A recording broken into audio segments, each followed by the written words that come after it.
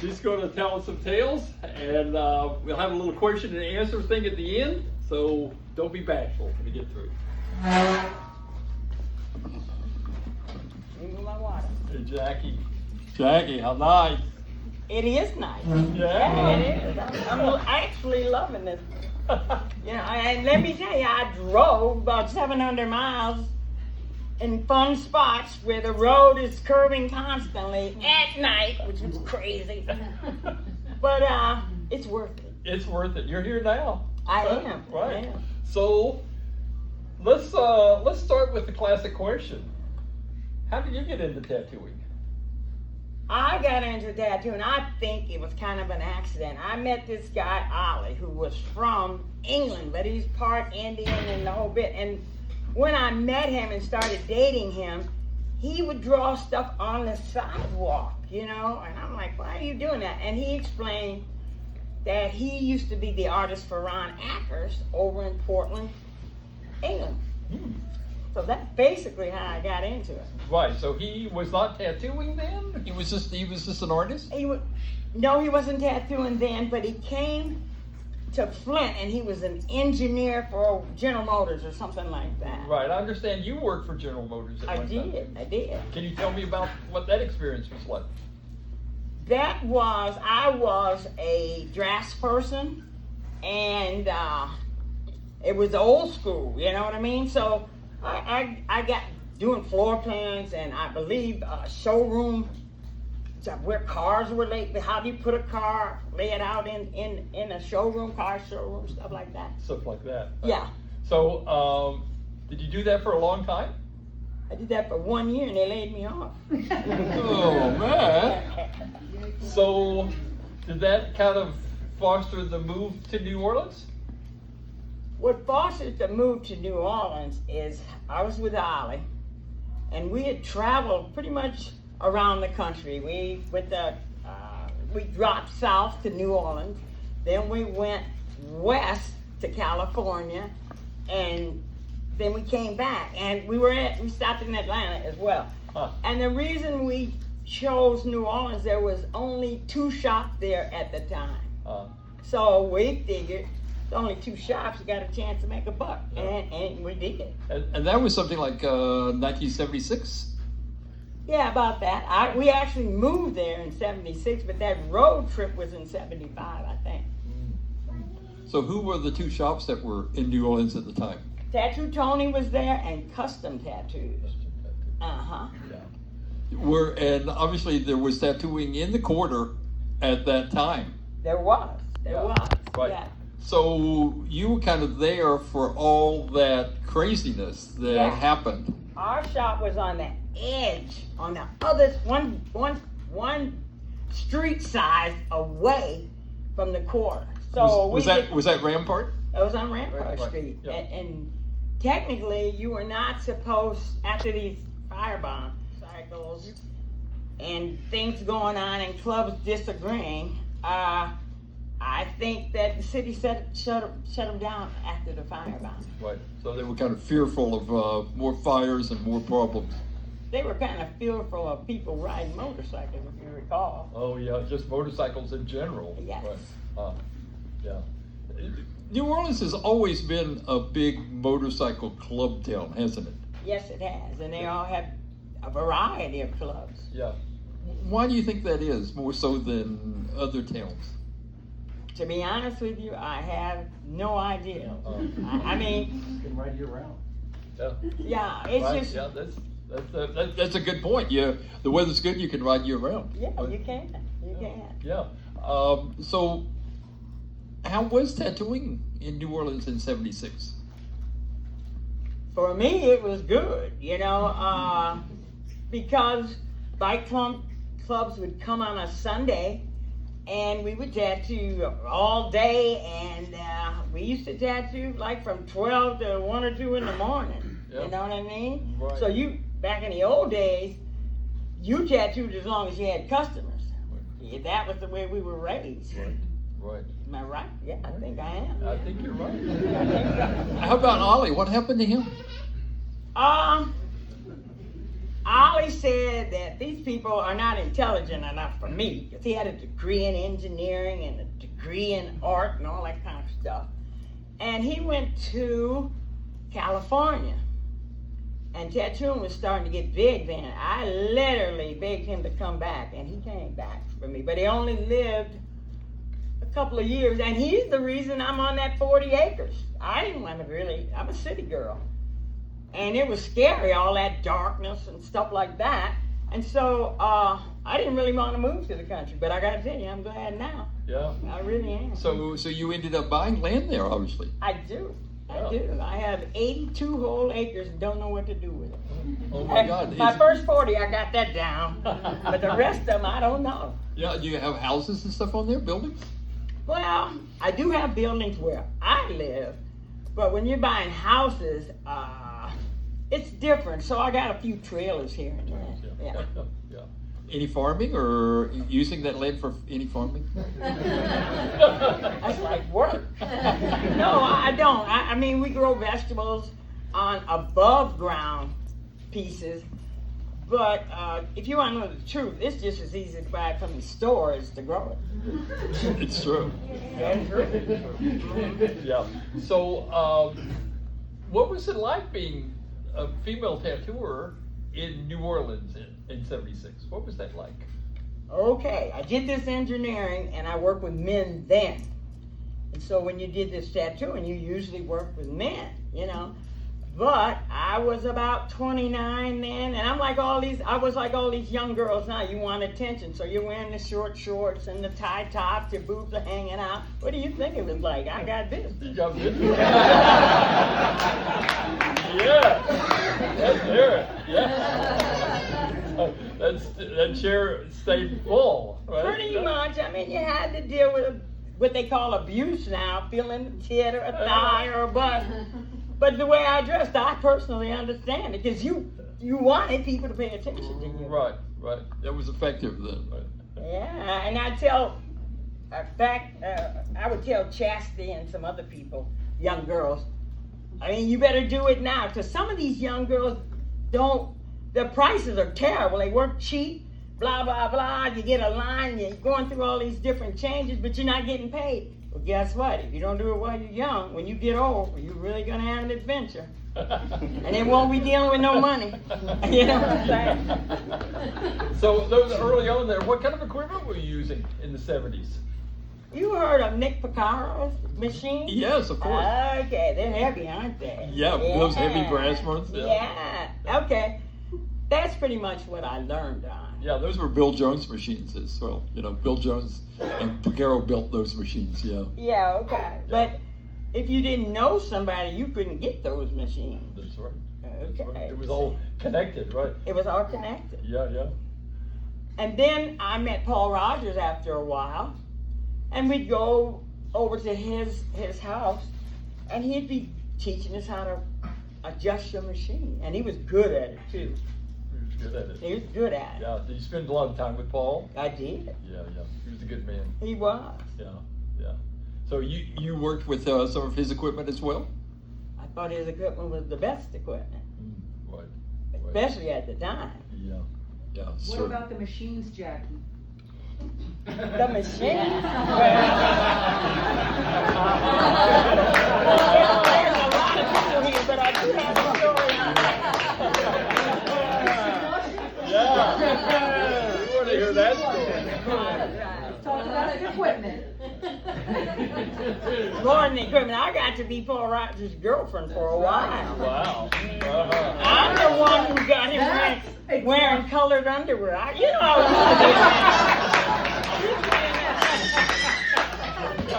Inquiring minds want to know, Jackie. Boy, I forgot who was coming at me.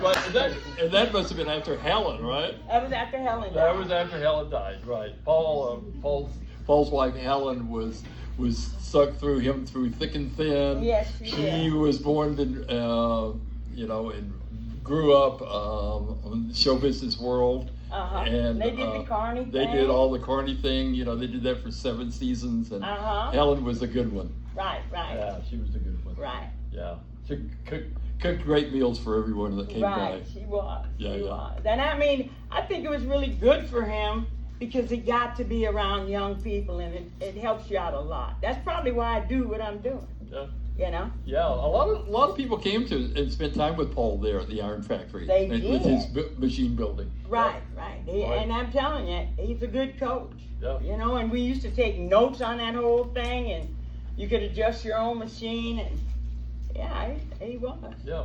Didn't you have a couple of shops in New Orleans or in Louisiana? I had 3 shops altogether. I had 2 in New Orleans and 1 in Slidell. But it didn't work out because people were stealing money from me right and left, and it just was too much. Now the 2 shops, I managed that because I was there for name day, which was, when was it? It was Tuesday, Thursday, and Saturday, and we had names starting at $15 because Ernie, where is he? He better be here. Anyway, Ernie started a $20 name, and he would do it in black and highlight it in red. And he was like maybe 4 or 5 miles from me, and the people would just line up. So I had to do something. This was Ernie who?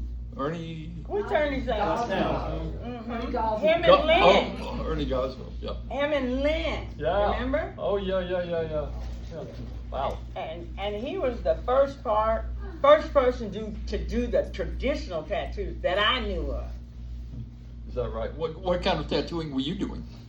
I wasn't doing traditional. I am the one who brought lettering and portraits and stuff, that whatever was going on in California, I was trying to get it here. I mean, in New Orleans. Right. Yeah. So you were kind of inspired by California artists? How can you not be? Yeah. I mean, my first tattoo was done by Ed Hardy, and you remember we were doing all that single line stuff, but what we didn't think of is if you're doing any tattoo with any need to compensate that it's going to spread some. Right. You know what I mean? Yeah. So what did Ed do for you? Ed did a phoenix with a big flower right in here, you know? Mm-hmm. And at that time, I really wasn't into tattooing, but I was tattooing people. So you want to know, I wanted to know what it felt like. I wanted to see what the best at the time was. Mm-hmm. And he was, and I flew out there to get this tattoo. Yeah. Uh-huh. So you were in New Orleans when the World's Fair came, right? Was that a boom or a bust for you? It was more a bust. I don't know what happened. I mean, we always got tourists, but it wasn't more than the usual. Right. Mm-hmm. Right.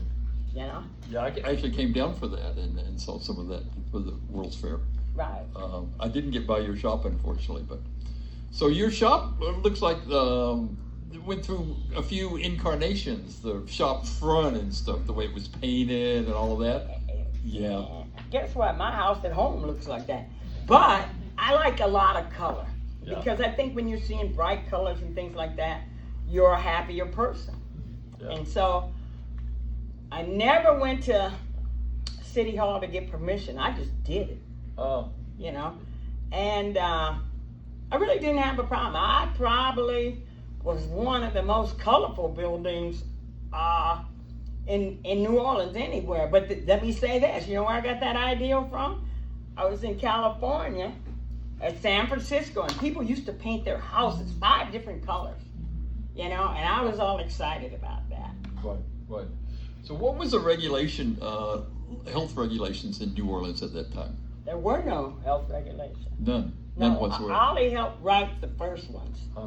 But there, I mean, we worked with no gloves. When did you start using gloves?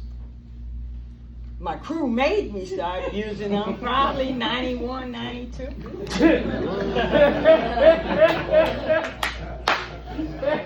was about a decade after the rest of the world picked it up, right?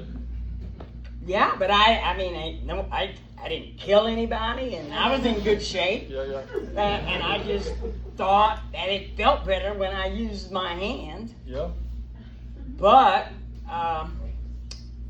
the crew, they were early '90s. They were into the gloves and stuff. We didn't have gloves when I started. Yeah.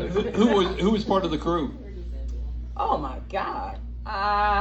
They were youngsters like Henry Rolls, an excellent artist. But the kicker to that story is the people who are the most artistic have not been the most successful. That's interesting to me. Yeah. The starving artist syndrome, right? Yeah, Right. yeah. So I understand that Henry Goldfield got down there and worked with you at some time. Is that correct? He did. What years was that? Oh my God, how can I remember? I believe it was in the 80s sometime. Yeah. Yeah. And he stole Ollie's wife. You heard that too, huh? Oh, Annie Lee? Annie Lee? That was Ollie's wife? That was Ollie's wife. Oh. That's a good story. Yeah, I got the jerk. You know. So tell me more about Ollie and Annie Lee. How did that come about? Well, Annie Lee, let me tell you how I met her. She was hanging out with this friend of mine who had been in the military and stuff, but I went to Florida to visit them, and they were eating out of dumpsters and stuff. So, Wow. when Mike brought her to New Orleans, Ollie had the hots for her, apparently, and they tell me that she would spice him up with different drugs and stuff like that. And next thing I know, he was marrying this girl. Right. Did they ever Get divorced? I thought they did. I sent all my pictures of that to, what's the girl? She's in California, but she's upstate, and I can't think of her name. But anyway, I'll come around in a minute. But I sent all the photographs and stuff because she's a good friend of Annie's. That's who it is. Oh yeah, Chinchilla, yeah, in Right, Fort so- Bragg, California. So I sent her about big stack of all the pictures in the wedding and all that kind of stuff because her and Annie are good friends. But Yes, they are.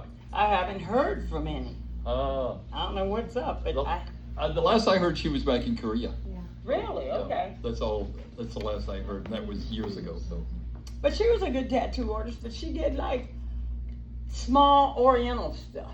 Mm-hmm. Am I right? Really stylized Oriental, Right, right? Yeah, right. she was a good tattoo artist. Mhm, Right. mhm. Her and Henry had 2 kids. I heard. Yeah. So. So how did you end up meeting Goldfield? How did that happen? I can tell you how that happened. Let me tell you, 79, I was really tired of New Orleans. I wanted to be somewhere else. So I go to Henry's place asking for a job, which he wouldn't hire me, but he hired a big fat biker girl. I said, what is this? You know? So This was in San Francisco. San Francisco. Yeah, on Broadway, probably. On Broadway. Yeah. Yeah. So, and the girl wasn't as artistic as I was. Let me tell you, being a woman and being a black woman trying to pull this off, it was difficult because a lot of the men did not accept the women at all, leave alone, me. And I was young, I was thin, I was all of that, but I couldn't get a job. So I believe I went back to New Orleans and opened up a shop, maybe. Where did I open it? Because I had one on Frenchman Street, got booted out of that. But I opened up a shop on my own. Me and another friend of mine, and stayed there, but I always was getting put out. And so after Ollie left the city, I took over that. And that's when tattoos started booming. The actual real people came in, not just the bikers or the characters. Like late 70s. Late 70s. Right. So I needed, help. And it was hard to get help. Yeah. That hasn't gotten any easier either. Yeah. I noticed that. Yeah. And generally, you don't want the people that are doing drugs, you know what I mean? But those suckers, let me tell you, they'll work for their habit. And some of them are really good. They will get it done. They get it done. True. Yeah, they got to make the money for that. Right, happens, you know, I mean, as soon as they leave work, they went to French Quarter. Right. And, I mean, some people had $500 in their pocket or more. Next day they were broke. But the good part is they'd come to work. They went back to work. Yeah. So did Goldfield come down and help you out when in that time of need? I don't know why Goldfield was there, but he did come down and work with us. Right. You know, and of course he was good, but you know he had a lot of principles in his shop. Remember, no names. How much money have you made off of a name? Some, I'll bet. And I don't know what went on then because I had my own shop. Right. And so I know that Annie Lee left with him. I know that. Right. And he was, like you said, they had the 2 kids. Right. They did. Right. Yeah. Got it. Right. I always heard about a guy named Captain Johnson. That was Ollie. That was him. That was Ollie. Mm-hmm. So that's the same person. Same person, but Oh, you my know, God. he wanted all that status.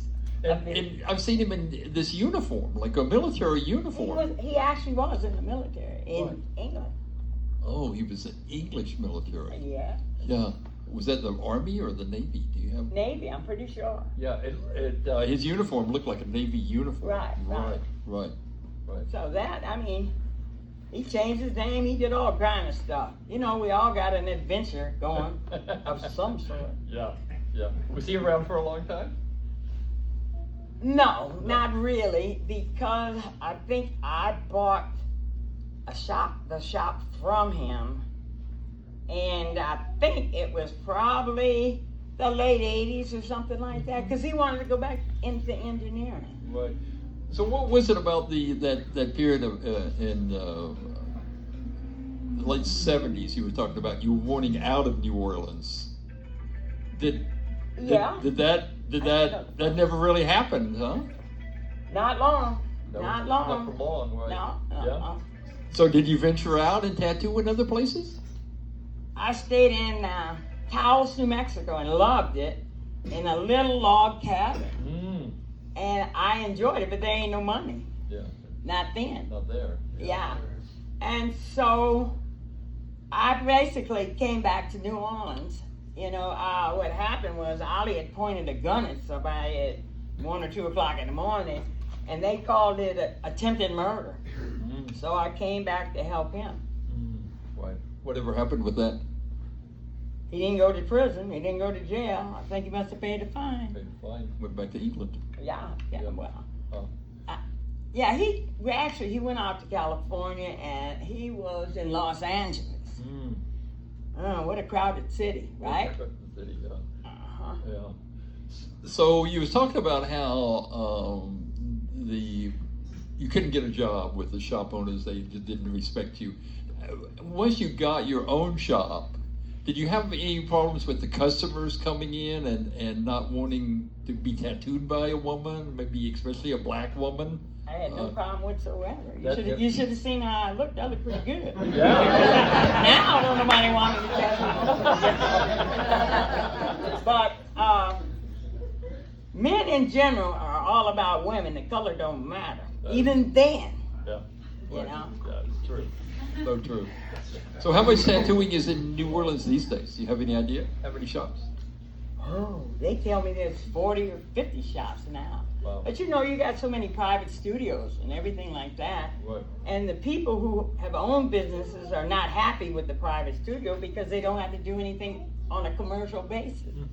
Right. Yeah. Yeah. So that certainly is an issue. Yeah, they don't have that storefront, they don't have business license, they don't have all that kind of rigmarole. That is so Right. different from me that you don't have to have a shop in a commercial area, or your shop doesn't have to stand out at all. If you go to Jackson, Mississippi, it's hard to find a shop. There's no signage, you know, they got the shop, but it's internet bound apparently. Yeah, and maybe regulated by the city about signage and stuff like that. Yeah. So, what do you think? Why do you think New Orleans opened up the French Quarter again? To be honest with you, I have no idea, but I feel somebody knew somebody and they pushed it through. Yeah. Just a connection, some kind of connection. Connection. There. Do you think there's going to end up being a lot of shops in the quarter? No, the rent will kill 'em. Too expensive. The rent will kill them. Let me tell you, if I was going to open up in New Orleans, I would try to get on Canal Street. And a friend of mine tried that, very successful, but he was renting. And the owner booted him out, and he started tattooing. And they have some characters in that shop, you know? Yeah. I always liked Magazine Street. I always thought that would be a great street to tattoo on. I think it's much better now, but it wasn't in the beginning. It wasn't in the beginning. No. Yeah. It's too classy. It was too classy, Yeah. you know? There's a dozen now. So, Ed, I know. so are you tattooing any now? Let me say, I went to this convention with Annette, who is my leader now. Anyway, You're a handler? yes, very much so. But how I started back tattooing was the people were paying me $100 to sign my name. I thought that was great, right? So we go from Philadelphia to Baltimore, I believe, and then they asked me to do a tattoo. I want to do my own stuff. And then says that's too detailed. We don't do that. Start at $200, and I can do that now.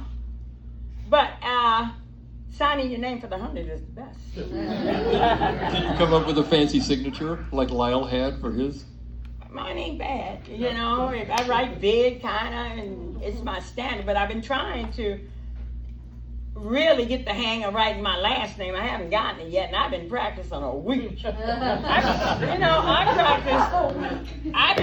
practice on paper, you know, and stuff like that. The new kids don't practice anyway. You see it, that's the way you get it, right off that internet, or a lot of them don't draw at all, you know, and I'm baffled by that. Yeah. Did you draw a lot of flash in your years of tattooing? I drew some flash.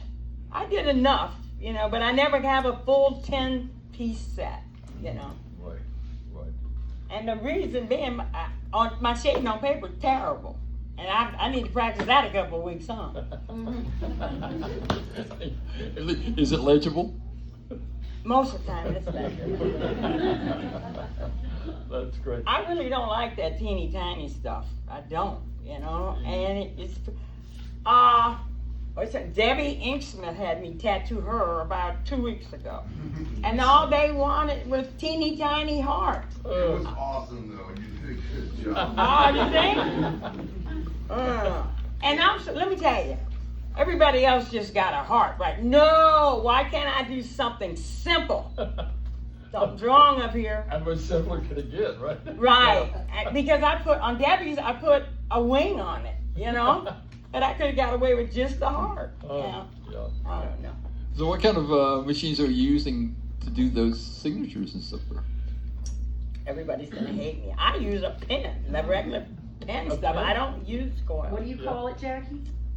Well, there's a lot of ways to call it. A lot of derogatory names. You're right.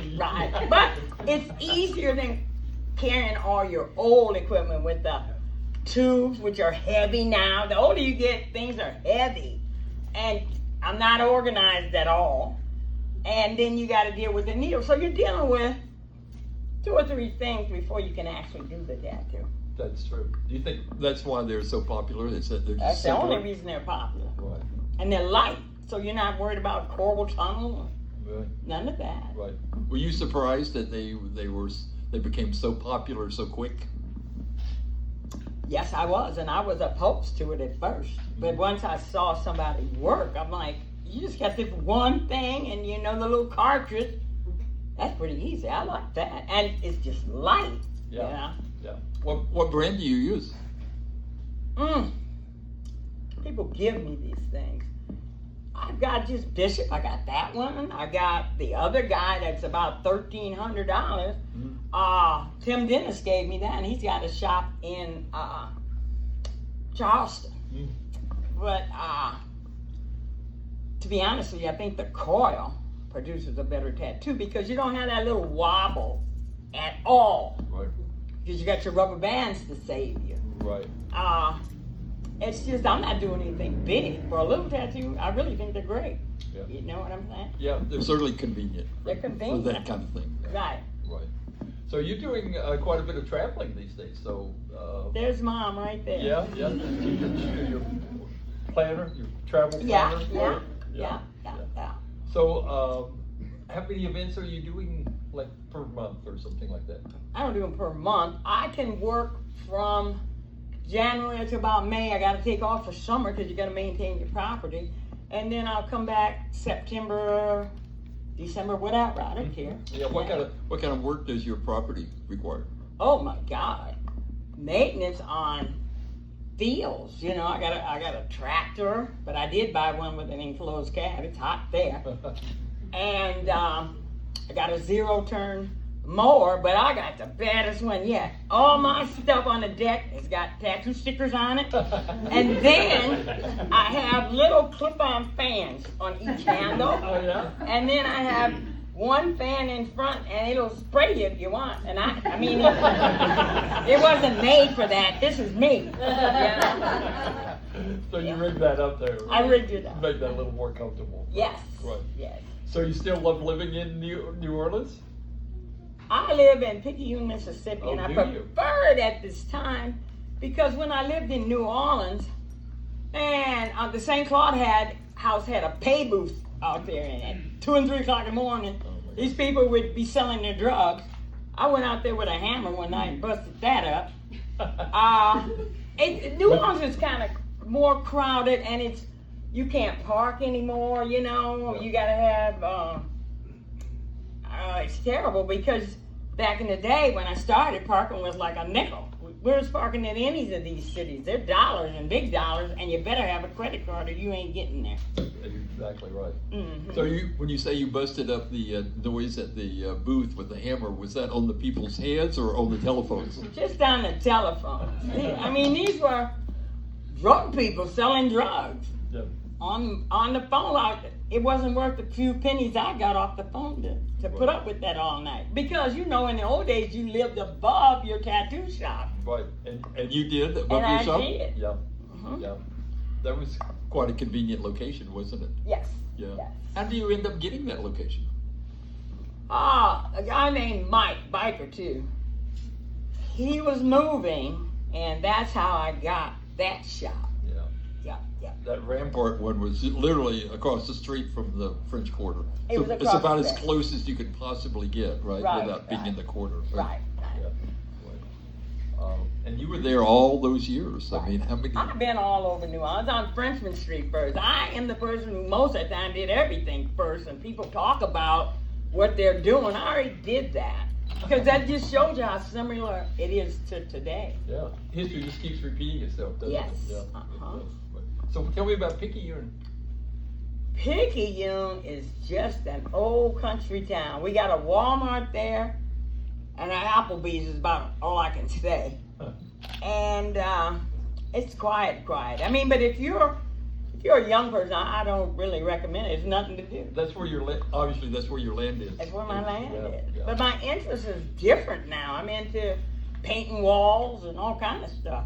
You know, Yeah. more practical thing for someone who just is not into the exciting life anymore. I did that in the French Quarter. We partied and drank and Been there, done that. too old now. Yeah. So tell me how it came to you to buy that land. How did that happen? It was not me again. Ollie. Ollie wanted it, Oh. and you know, he kind of loved it, but he was only there a year before he died. Oh yeah, and then he was out. He was out. Oh, Uh-huh. that's good. So I guess mowing that land, keeping that. That land mowed, right? That's a Keeping job. it is a big job, It's a right? big job. Big riding mower and all of that, right? Yeah. But they tell me that's what's keeping me alive, being outdoors. and I'm outdoors a lot. Yeah, yeah. know? That's true. It's good. That movement, yeah. I gotta do it. Gotta do it. Right. Gotta do it. The problem now is finding people to do work and them not tearing up your equipment. True. So true. You know. Yeah. So tell me about your book. The book, how that came about is a lady from Illinois called me and she wanted to write a book about three of us. And I can't remember exactly the names who they were. She decided, I was talking to her, and whatever I said, it must have been the right thing because she decided to write the book about me. And I think the reason I got that was because a black woman in the South attempting to be a tattoo artist and now have been successful with it would make an interesting story. That's how we got that. Yeah. I think that's true. Right? But what's the killer part about this book is not me. It's the fact that now tattooing is being so accepted. That book, a lot of elementary schools are putting it in their schools. Right. And you know when we came along, that would have never Right. happened. Yeah. Fortunately, it's not on the banned book list, right? No, it's not. Yeah. That's good. That's good. So so the book's been successful for you. Yeah, yeah. Do you take the book with you when you make your appearances? And Always. yeah, always. Always, yeah. That's good. That's You good. know? Right. I mean, I'm kind of excited that it's a children's book. I kind of cheated a minute. I put the photograph of me in 1986 because I was on the back of a book, a magazine it was. And I thought people should get a chance to see what I looked like when I was young. I think everybody loved that hairdo. Yeah, you know. That hairdo is great. Well, I do some crazy stuff, but I'm not coming in here with wire. Most of the time, I'm doing conventions and I got wire in my hair and it's going just crazy. Because if you're crazy now, trust me, you will be crazy when you get old. Maybe even crazier. Maybe even crazier. It doesn't stop.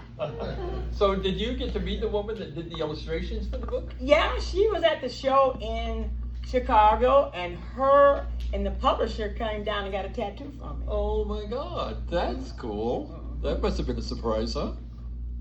It was interesting for sure. Yeah. What kind of tattoos did they get? One of them got a butterfly, and the other one I don't exactly remember, but I did her kids' names on it because it's so acceptable now. Yeah. Yeah. So true, so true. So Are there more book projects in the works? If Annette does it, it's going to be a book every adult should read. Adult only? Yeah. I know the details. Right. Well, I think this crowd might have some questions, Oh, so I'm we'll sure throw that out to everybody. Anybody? Yeah, I got one way back there. Hey Jackie, I heard about a shop that you had with somebody named Seamus. Seamus has a shop up in Burlington. Right? Seamus was the guy who built the shop on South Rampart Street. Okay. And he and I are pretty much still friends today. You are? Yeah, definitely. He was a character. I lived with him. What an adventure. You know? So he was a builder and actually did the carpentry work and Yeah. stuff for that shop? Yeah. He did it. Yeah. That thing was probably remodeled a few times. You've been there for decades, huh? Oh my God, has it? If you're doing your business right, with every 5 years, you're about doing something on a change or something, don't you think? I think so. I Yeah. think you're right. You know? Yeah. Right. Other questions? Yes. Hey Jackie, were there any tattooers, other black tattooers during your time traveling that come to mind that you'd like? Not traveling. Not I traveling. taught some black tattoo artists, and artistically they were dynamite, to say the least. But in the 90s, basically, there weren't that many black tattoo artists. Black tattoo artists came to probably more around 2000, something like that. It is when I started seeing the guys come out, and the girls, they didn't come out generally, maybe 205, 210. So pretty recent. Pretty recent. Do you think Dennis Rodman had a big impact on blacks getting tattooed? I definitely do. I definitely do. Iverson. Yeah. Iverson Yeah. as well, yeah, all those basketball guys. But I think basically the athletes in general helped tattooing because they were rebels, right? And people want to be like the people they idol. Yeah. The celebrities almost like our royalty. Yes, Yeah. and that helped. I mean, so many of the actresses and stuff like that. I mean, they got big tattoos. You know what I'm saying? Like Cher, I think it was some beads or something, and the guy she was dating at the time, she put a name or initials by him or something like that. And we all, I mean, not we all. I'm not into all that. It's too much. But being like celebrities, you know, like these $500 tennis shoes. Right. Driving. Their kind of car, Right. their hairstyle, and Right. clothing, and yeah. All So that. when they started getting tattoos, it helped the business because we didn't have so many shops like they do now.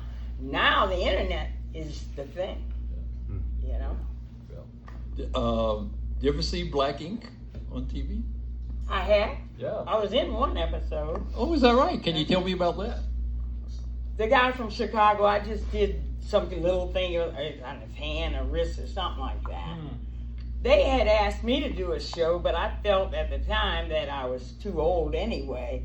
But everything is scripted, you know, and they give these people, so I was told, they get those tattoos for free. So when you work on these people afterwards, they don't want to pay no money, you know? Generally, I don't know about all the time, but generally, they think even the tattoos from a regular business should be cheap or free.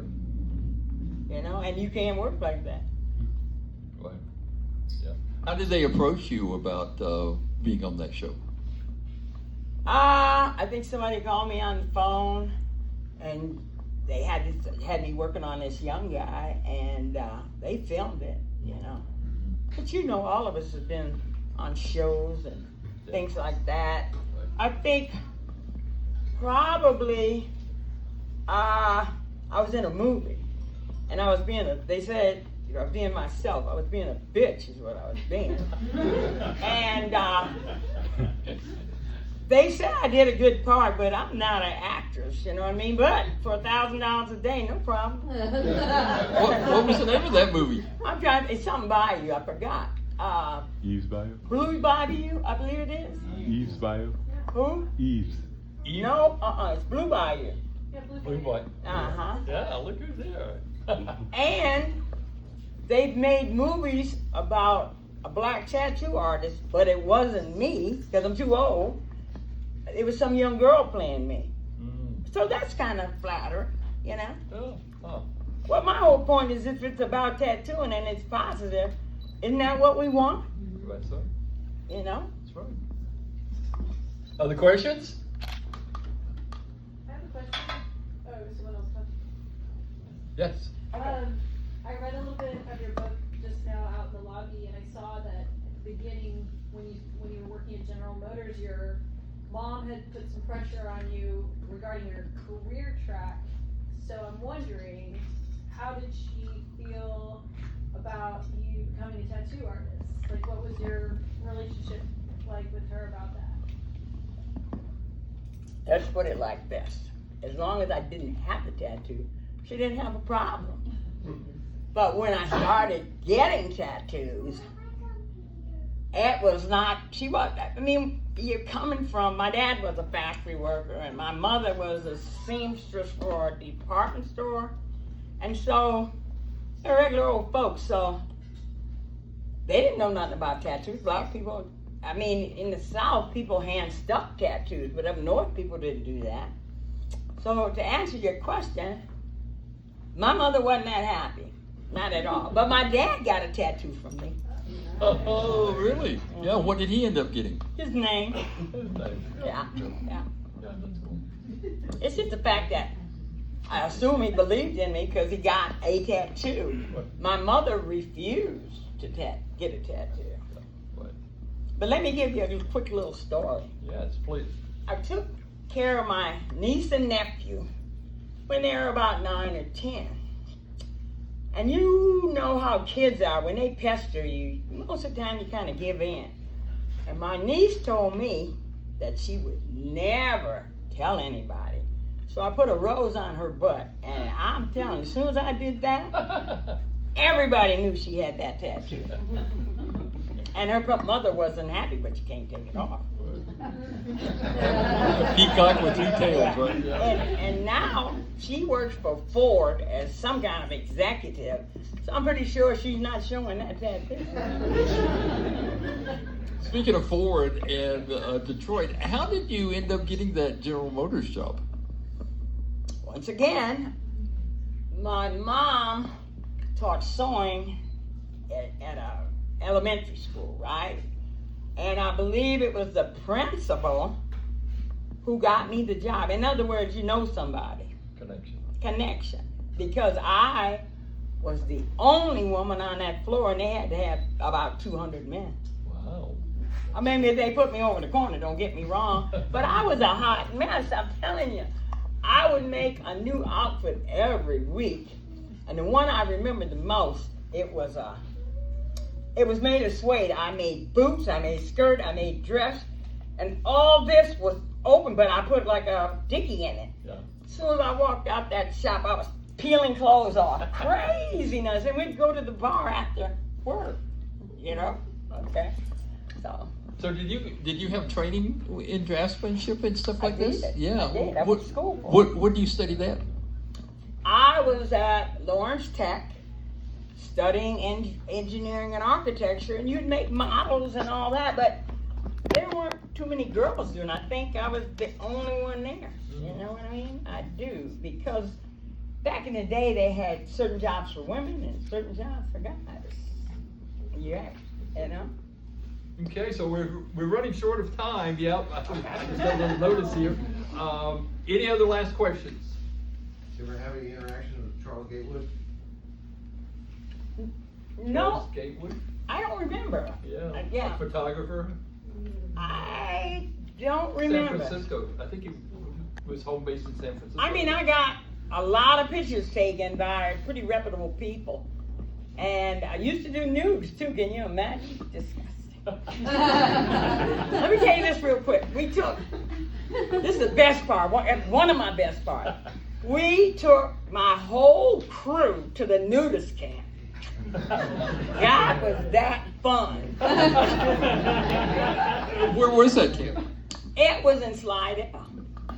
And it was just adventurous. It was fun. But you know, we used to go bowling and all kinds of stuff. With the crew, we'd go out at least once a month or so. Right, together.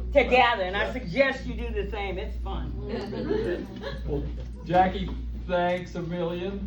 Yeah. Yeah, it was great. I'm sure the crowd enjoyed it.